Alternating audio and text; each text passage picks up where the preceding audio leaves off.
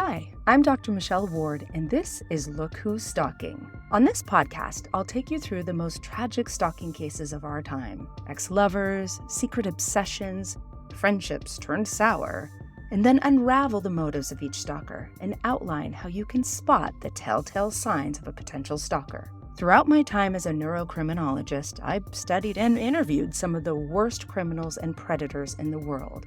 And with this podcast, I hope to prevent others from falling victim to crimes of obsession. Stalking is something we don't always recognize for what it is. In fact, we have this strange habit of interpreting stalking behaviors as cute or sweet or wildly romantic.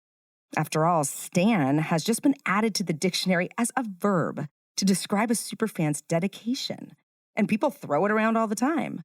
But that term is pulled directly from Eminem's song Stan, which is about an overly obsessed, stalkerish superfan who ends up taking out his rage by enacting a murder-suicide. But sure, keep saying, "I stan Beyonce." It's adorable and not at all creepy.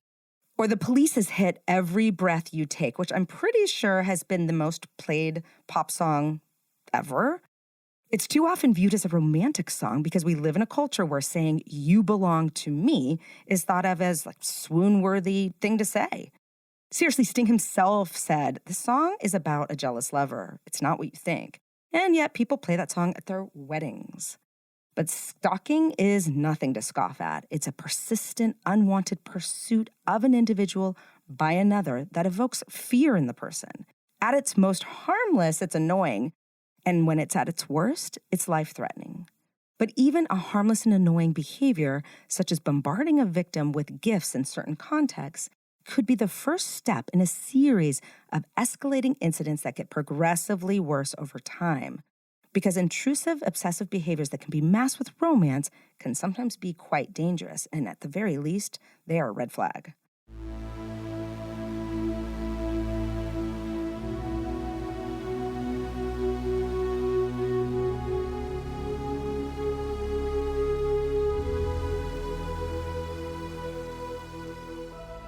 Stalkers don't typically begin their toxic pursuit at the obvious 100% level you might be envisioning. Usually their behaviors escalate over time and they begin quite small. It's kind of like that metaphor about a frog in tepid water. If the water isn't boiling to start, the frog might not sense the danger as the water heats up. Unbeknownst to the frog, he's being cooked. Similarly, stalking victims don't see the red flags and dangers until it's often too late. But just to give you an idea of what to look for, I want to mention a few dangerous behaviors that are common among stalkers. One, of course, they follow and they watch their victim. Yes, that goes without saying, but sometimes it's like on a jogging route or on your way to work, somewhere you're not thinking, you're in your routine and you're not expecting to be watched or followed. That's usually how it starts, especially if your stalker's a stranger. Two, trespassing or being present near the victim's home or workplace.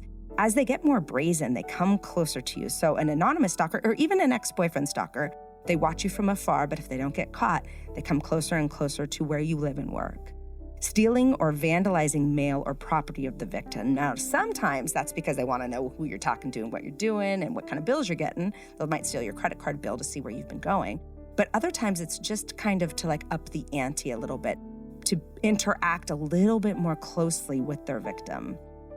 Initiating unwanted contact or communication through deliveries, telephone calls, texts, email, or any other medium to the victim and his or her family, neighbors, or coworkers. And that's where it gets creepy. But it's also good because it alerts your family and your friends. Of course, you don't want them pestered by your stalker, but actually the more people who have an eye, that keeping their eyes on a potential stalker, the better. And that will go into some advice that I give later.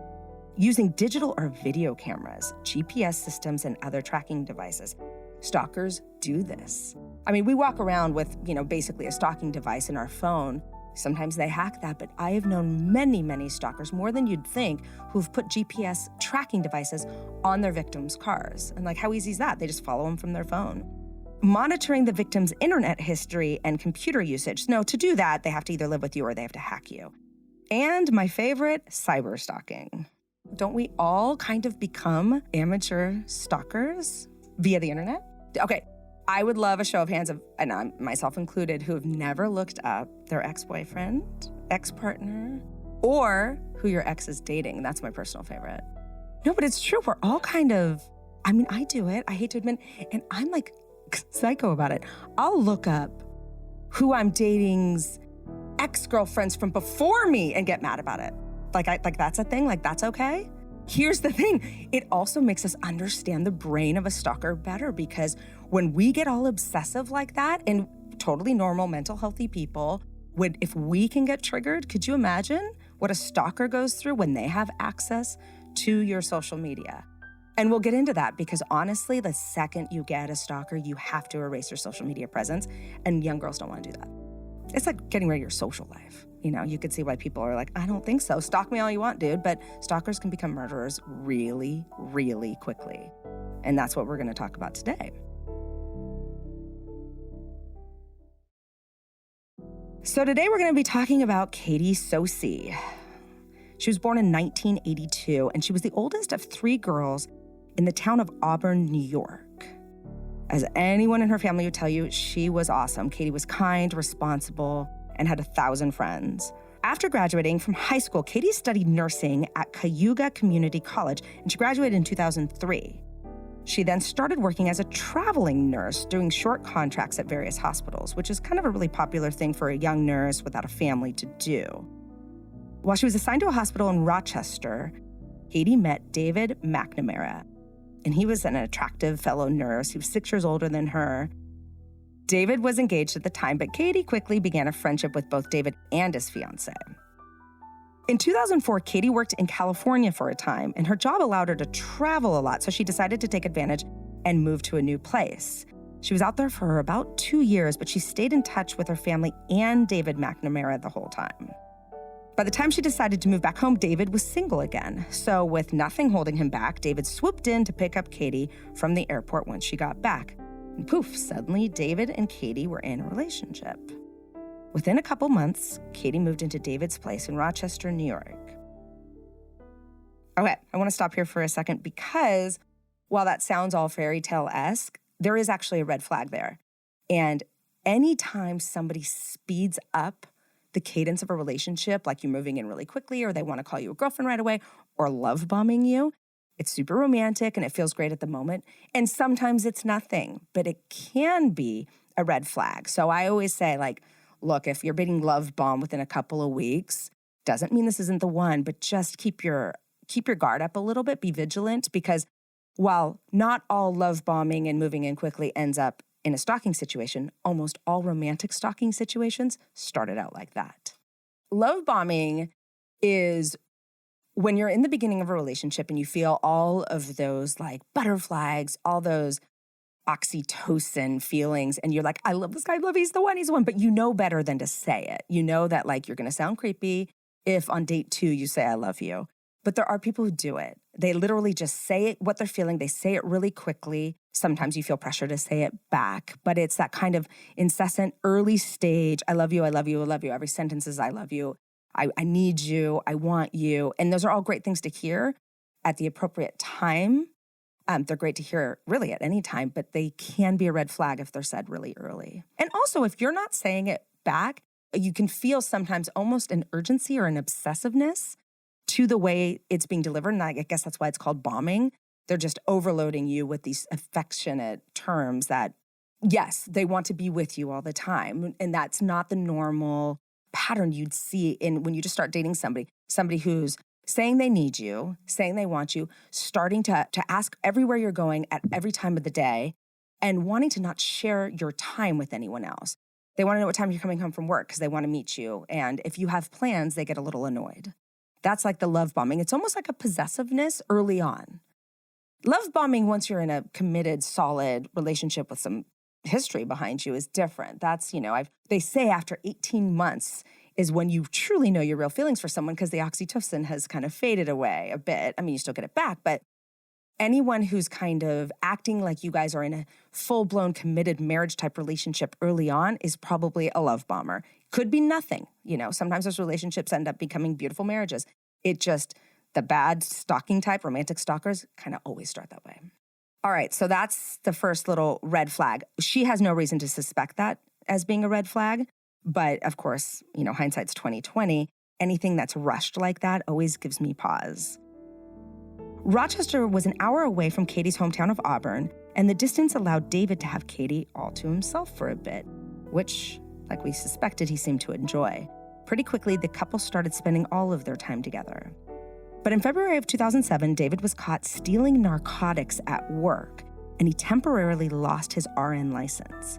And that was how Katie learned about his addiction. David struggled to kick his drug problem, but Katie didn't give up on him. Around Christmas 2008, the couple became engaged, despite the drug problem. So obviously, drug addiction's another red flag. It doesn't mean the person's going to become a stalker, but it indicates the person might have some issues. He's deceptive at its best. And it's also, of course, there are functioning people who can hide their addictions well, but usually if you're an addict, you become a little flaky, you can become a little unpredictable. And it is kind of surprising that this didn't come up, or if it did come up, that she didn't view it as a problem. It also makes me suspicious about why his other engagement ended. They're engaged, and then by the next spring, Katie discovered she was pregnant. And she and David decided to buy a house together in Auburn, the town in which Katie grew up. Okay, so now Katie's close to her friends and family again. And guess who didn't like that? David. He wanted her full attention at all times, and he didn't understand why she wanted to be with her friends, especially her male friends, when she could be with him. Okay, the next obvious red flags, he's getting possessive and controlling, and somebody with stalking tendencies is going to reduce your resources. They want to keep you away from friends and family, not only because they possessively want your time, but because they don't want anyone in your ear. They don't want someone being like, Katie, are you sure about this? I know you're pregnant, but he is a drug addict. Or, Katie, what happened to his last relationship? Or, Katie, he's kind of possessive over you. They want to eliminate those possibilities, so they limit your resources, and then you're the only person they're listening to. And it's a very effective way to control somebody, is by limiting their outside world. You become the center of it, and then thereby you gain control. Katie, to her credit, refused to give up her social life, and David became increasingly jealous. This time he was still using, but he refused to go to rehab even after he lost his job.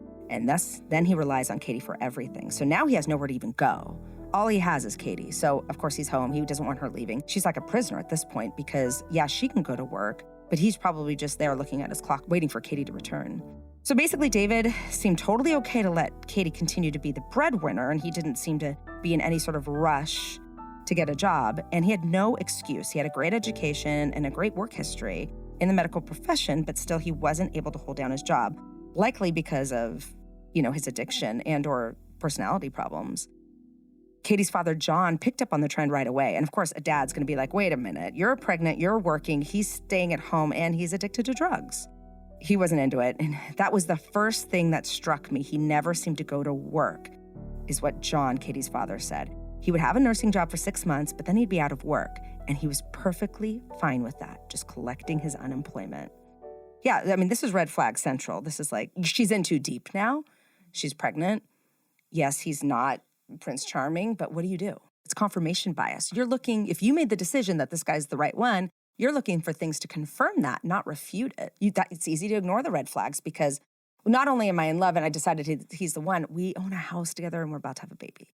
So you can see, it's like, it's really easy for me to sit in this chair and be like, oh, you should have ran, but she doesn't know what's coming next. And would we run? I'm not so sure I would run. It's humiliating. There's a lot of shame, and it's going to be a lot more work for her. Plus, there's always the chance for redemption. And you're going to hang on to that, right? You're going to hope, listen, he wouldn't be the first one who's gotten through an addiction problem and come out fine on the other end. So again, I want to reiterate, while I'm saying red flag, red flag, red flag, this is not a reflection on Katie because, I'm not sure I would have known to leave. And by all accounts, she's a good person. She's in the nursing field, and she's got a million friends, and she's been described as super compassionate, so it makes sense. All right, so in October of 2009, Katie gave birth to a little girl, baby girl, who she named Sydney. And at first, David was a doting father, and Katie was super hopeful that the family life would help motivate him, change for the better. And you can see that. You can imagine that. It's like, okay, now you have this little girl to fight for. Now you're going to get better. You're going to stop being controlling. But sadly, any improvements in David's behavior were very short-lived. Then there came a point when Katie had had enough. Katie soon learned that David had been cheating on her, and that was the final straw for her. She didn't take the decision lightly, but she did kick David out of the house. So she has a limit. She's like, okay, listen, maybe you're an addict and I can help you through that, but we have a family and you're cheating and you're an addict and you're not working and I'm doing everything and you're still controlling. You gotta go. Sayonara. She didn't want their daughter to miss out on having a father in her life, of course, so she would continue to invite David over to the house, and he would actually watch Sydney whenever Katie had to work. But as you'd expect before long, David started showing up later and later to watch Sydney, and Katie started getting fed up with that because she's got to go to work. So she put up with David's behavior for nearly a year until the fall of 2010 when David was arrested for forging a prescription. That's bad. He ended up getting off with probation, but Katie was officially done. She realized that there was nothing more she could do for him, and she tried her best to move on. Well, at that point, you hope David goes on his own merry way and sees his daughter when he can. But that's triggering for somebody with a stalking tendency, somebody with a controlling personality, somebody who's obsessive. Being cut off can be an incredible trigger for them, and that's what happened with David. David's behavior started to escalate, and Katie soon started to receive texts from him, alternating between friendly and aggressive. And that is a pattern you see almost across the board. It's like they almost give you a glimpse into the spinning hell that is their head, where it's like, I'm gonna try this tactic and it doesn't work, so I'm gonna try this tactic, and they're just throwing stuff at the wall, trying to hope to get your attention, to get you to respond. And you see the madness in the pattern of text messages. It's another red flag. I mean, she knows it's weird and it's probably looking crazy. What she doesn't know is that that's a consistent sign we see when someone who's escalating and their behavior can sometimes get a lot worse. In some texts, he asked her to get back together with him, and in other texts, he was jealous, accusing her of dating other men. Again, we see that all the time. The whole like, okay, maybe you're not with me right now, but you better not be with somebody else. David became so suspicious that one day while Katie was sitting in her house relaxing, he barged in, stole her phone, and left.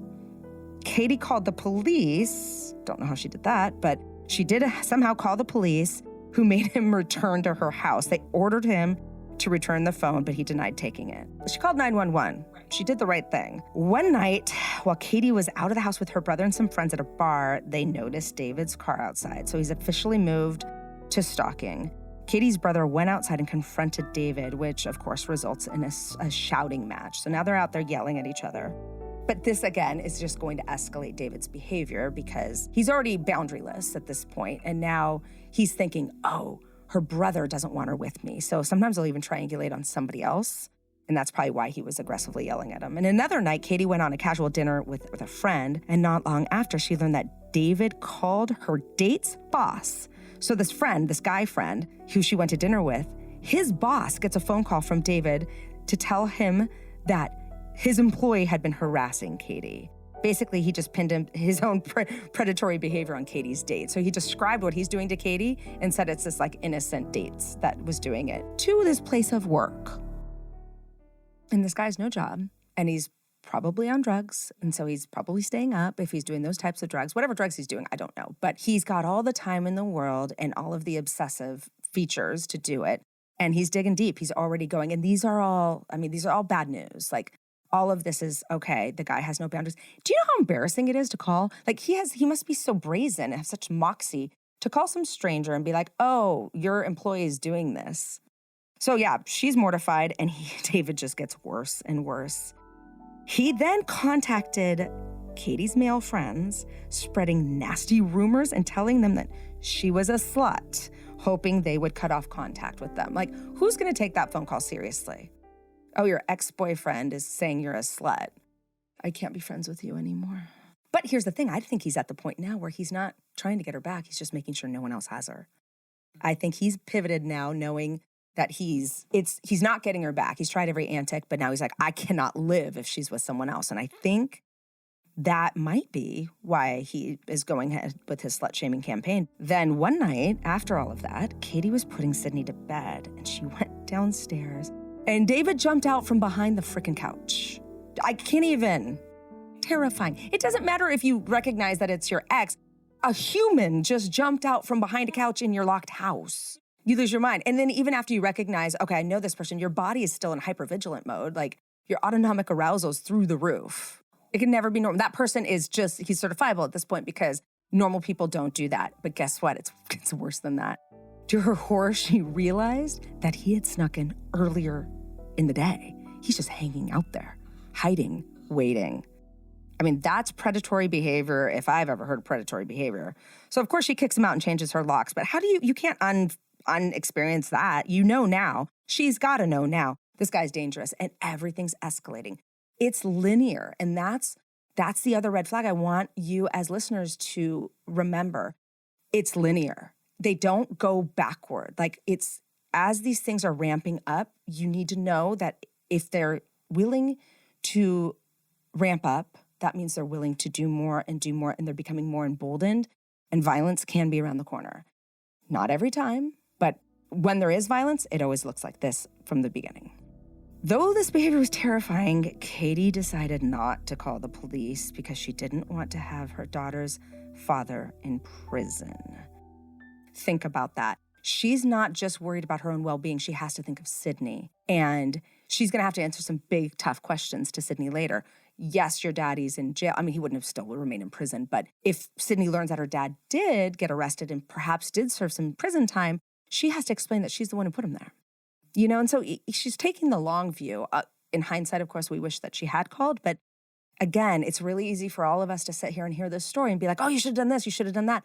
But think about it from her perspective. She doesn't know what's coming. She just knows what she has in front of her. A child, you never want to talk poorly or to paint your child's other parent in a bad light, because while you're thinking it's justified, that child is half that person if it's his biological child, and they will grow up one day and reflect, am I bad too? So you have to, as a parent, be careful with that.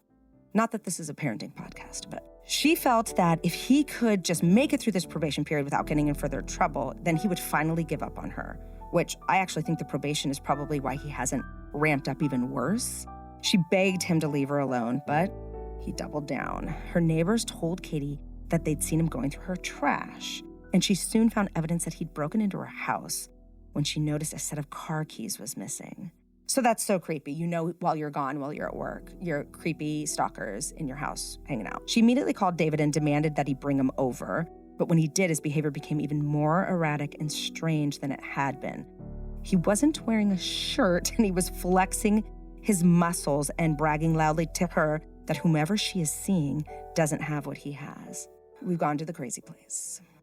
Now, this kind of, that flexing, that puffing out your feathers, and that kind of just really mammalian weird, I don't know, it's primal, right? And I don't know if that's the drugs doing that, or if he's just gone to the dark side, he's in full-blown stalking behavior. If I wish I could tell her, okay, you need to protect yourself now because this guy's gone there. But, she's also with him for years. So while David had clearly become unhinged, Katie at that point was just relieved to get him to leave without incident. But she did, at that point, recognize the danger of David's behavior. And in fact, she was so disturbed that night she slept with all the lights on, and she realized that she needed to get some real help, that this was beyond her control. Unfortunately, it was too late. The very next evening, Katie was home alone with her daughter, and after she tucked Sydney in for the night, she walked out of her room, and she was struck over the head by none other than her jealous ex. Tragically, she was still conscious when David put one hand over her throat and another over her nose and mouth. Katie fought hard. She scratched his chest. She struggled to free herself from his grip, but David was too strong, and he ultimately strangled her to death.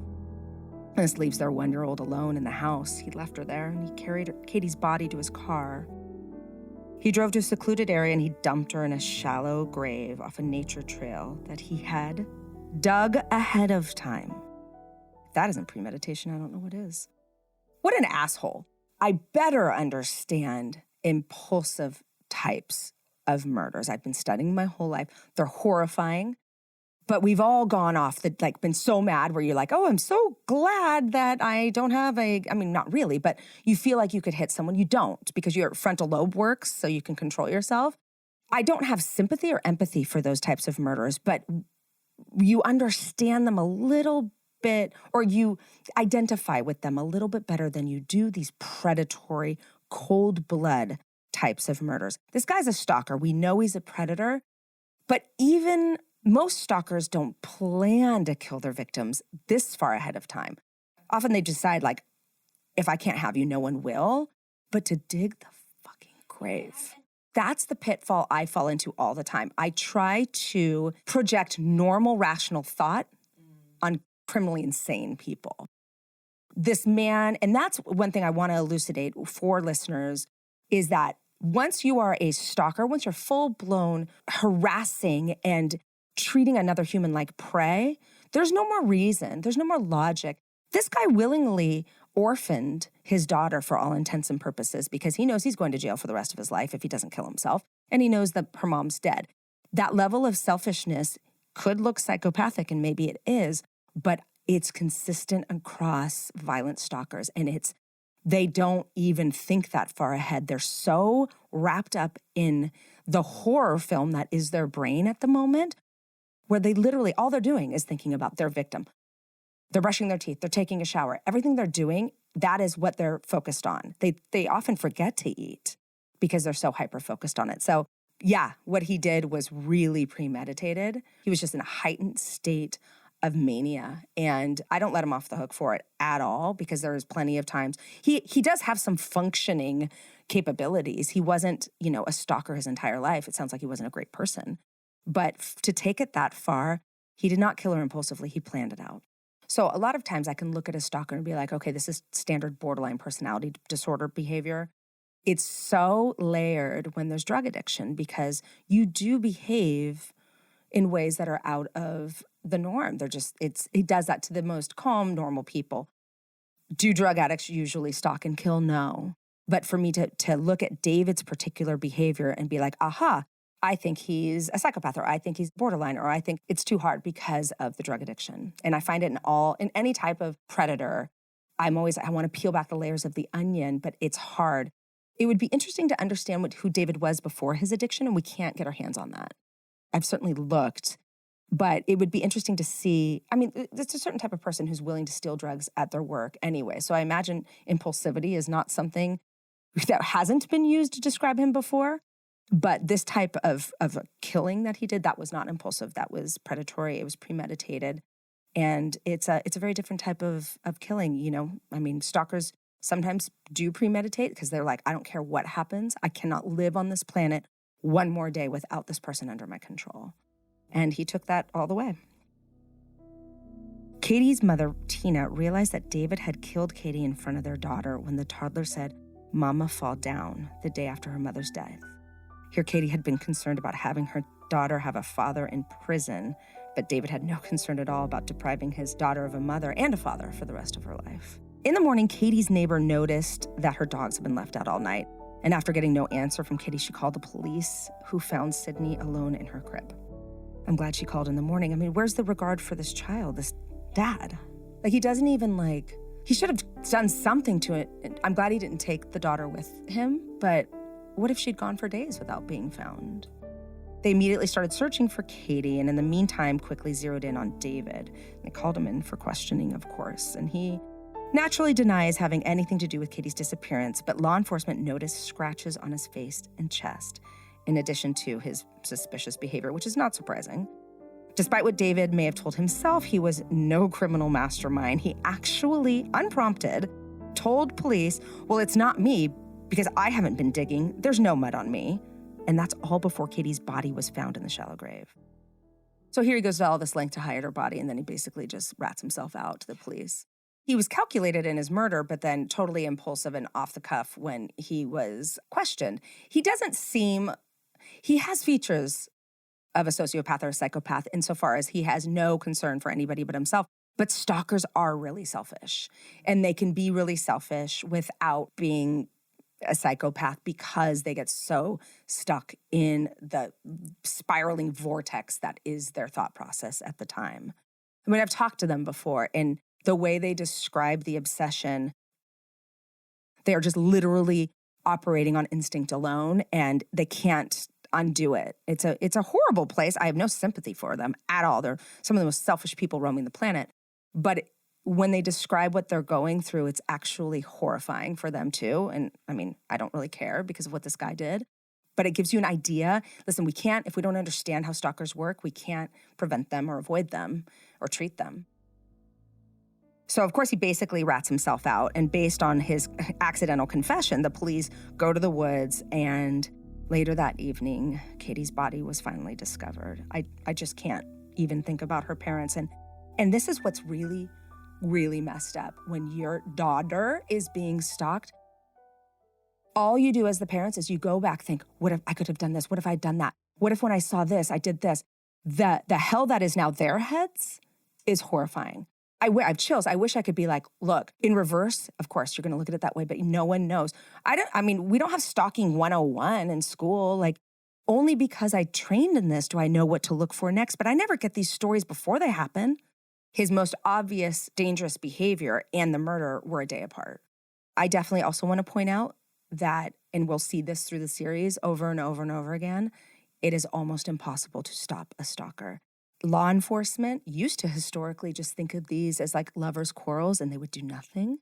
Now they have a lot more information and education about this, but legislation in a lot of these states is such that you basically have to be injured or dead before the police can do anything. It's different. Like California has great anti-stalking laws, but it's very state dependent. And it could be that they could be reporting this to police and police are like, what am I going to do? Arrest him for calling you? It's really hard to, so even if they had seen the future and known that he was going to kill her, there's not much they could have done, not legally. After learning of her death, Katie's family and friends were, of course, devastated and wanted to see David stand trial. And though police didn't have enough evidence to arrest him from the murder yet, they were able to hold him on unrelated drug charges, the only time where his drug behavior has been useful. Eventually, all evidence pointed to David, especially after he was caught bragging about the murder to fellow inmates in jail. This guy is not a thinker, and the details match what the prosecutor's physical evidence was. And this was very upsetting, but I want to share it so that I can show you what an evil bastard David really is. Specifically, he told a fellow inmate that he laughed at the sound Katie's body made as it landed in the muddy hole, and he said to her, "Last drink's on me, bitch." He is a bragger. He is a tough guy. Like, he probably gets some, ego stroking from telling this story, or he's trying to position himself in a place of power because of the hierarchy that does exist in the prison system, which is fascinating to me that like violent criminals have their own code of ethics and morals. I love studying that as well. But David is just such a crappy person. He's just like, he reminds me of like a dude on roids, just I'm muscular and I'm brazen and I steal drugs and I don't care that I left my daughter an orphan. And the worst thing that she did was leave him for being a bum. I didn't even get any evidence of her sleeping with any other people. I don't know if she didn't. Obviously, she's within her rights to. But it wasn't even like he caught her in bed. There's these triggering moments for stalkers and he needed nothing. She left him because he forced her to, and this guy's just, I don't have a lot of sympathy, like I've said, for stalkers, but some stalkers are just a lot worse than others. And this guy just sounds like a bad person. And we see that a lot, right? The most suspicious, jealous people are the ones who are doing it themselves. And they're like, if I'm doing it, you're probably doing it, and he's just he was probably obsessed with the fact that she could be sleeping around, and he's just projecting all of his bad shit onto everyone else. And the selfishness, the degree to which, I know stalkers who literally, usually stalkers kill themselves after they kill their victim. It's a murder-suicide. And in the media, you'll hear murder-suicide. Dig into those cases, and what you usually find is a stalker. And I wish the media used those terms, because then you understand it's not just a murder-suicide. This person has been a predator, and this was their prey. And they can't live on this planet with them, so they have to kill them in their warped brain. But then they know they're going to jail, so they take their own life too. And not this guy. He just wanted to he's just punishing her for breaking up with him. And, he's a king. He gets to, I hate to give it such a nice term like narcissism, because that's too nice to describe this guy. He's much sicker than that. But I just don't even like him as a person. In October 2012, they charged David with Katie's murder. And at the trial, Katie's father, John, kissed his wife on the cheek before taking the stand. He then asked the court to imagine how Katie felt as she fought to live with her daughter so close by. "I am haunted by what she must have endured," he said, his voice shaking. Also from the stand, Katie's mother, Tina, spoke directly to David with halting breath. She told David that his 3-year-old dreams about and speaks to Mama Katie. And then, twisting a knife that needed to be twisted, she told him, "She doesn't even know you exist, Dave." District Attorney John Buttleman said that David decided to kill Katie after discovering she'd been intimate with another man, despite the fact that they've been broken up for a year. Whether she was or wasn't is inconsequential, but of course he said that because he wants to make it look like he had a trigger. He was fixated and jealousy consumed him, Buttleman said. That was the defendant's motive, his true reason for killing her. David argued that romantic jealousy had nothing to do with Katie's death. He denied planning her death without giving specifics. He told the court he witnessed something that made him snap. No, you see what's going on here? He's trying for second-degree murder. He's trying to say it was an impulsive type of killing. It wasn't premeditated, thereby it's second degree. But you dug a grave ahead of time. Calling himself a loving parent, David said he pleaded guilty to do the right thing. 5 months after being charged with her murder in February 2013, David pleaded guilty to Katie's murder and was sentenced to 20 years to life in prison. That's a particularly bad story, but unfortunately we have thousands of them. Stalking's no joke. 1 out of every 12 women will be stalked during her lifetime, and that's a really conservative estimate. It's actually quite higher. I've read as many as 1 out of 6. It just all depends on how you define stalking. The 1 out of 12 is like legit dangerous type of stalking. But, most women, it's far, far more rare for male. And it's like, it's so primal. Like, you're so much bigger and stronger usually than the female you're stalking. And it's like just another thing for us to be worried about and be scared about. Over 1 million women are stalked annually, and the average duration of stalking behavior is, get this, 1.8 years. To be living in a hypervigilant, fearful state for more than a year and a half. Do you know what that does to your body? And how do you ever undo that? Does that, let's talk victimology a little bit. What do you look like? Who are you after that experience? Because do you trust? Can you undo it? What's the PTSD associated with it? 38% of female victims are stalked by current or former husbands. According to the NVAWS, 81% of women stalked by a present or former intimate partner have been physically assaulted by that person. And 31% of women stalked by an intimate have been sexually assaulted by that person. So you when you hear about these cases, you get the headline. Either it's a murder-suicide, or this person was stalked, or this person was raped, or this person was beaten. Often it's all of it. And you don't, it's like, it's so tormenting. It's like living inside of a horror movie. Sometimes just the running away from the bad guy is scarier than the confrontation. 13% of college women were stalked during one 6 to 9 month period, and 80% of those victims knew their stalkers. Great. Those college women are really young. The impact of stalking includes emotional, physical, and financial consequences. Because of the danger and feelings of insecurity and vulnerability, victims of stalking are frequently forced to relocate, change jobs, obtain orders of protection and other security devices, and seek counseling. I've seen that so many times. And by the way, that's just geography. I've seen stalkers relocate to continue stalking. Victims of stalking are often prescribed advice that can be very difficult to follow, and I've given that advice, and I know it's hard to follow, but there are certain things you have to do to protect yourself. Because Katie was from New York State, and that was also the location of her murder, I'm referencing a stalking guide that was created by the New York State Attorney General's office. When recommending suggested responses for victims, the guide provides the following advice. Potential victims who suspect they're being stalked should report all incidents to local law enforcement. Early intervention is key. Evidence collection is an important part of an investigation into a stalking situation. And I might add to that, keep a log. It's much easier. Your local police have a lot of things that they're paying attention to, but if you keep the log for them and present them with the log, it really does give them more flexibility to do something and to understand your case. It's legislation, as I mentioned, in some states is tough. New York happens to be a good one. Anything, not just when he has sent something rude to you or physically assaulted you, every contact, write it down. Write it down, and it just unties law enforcement's hands a bit to be able to help you.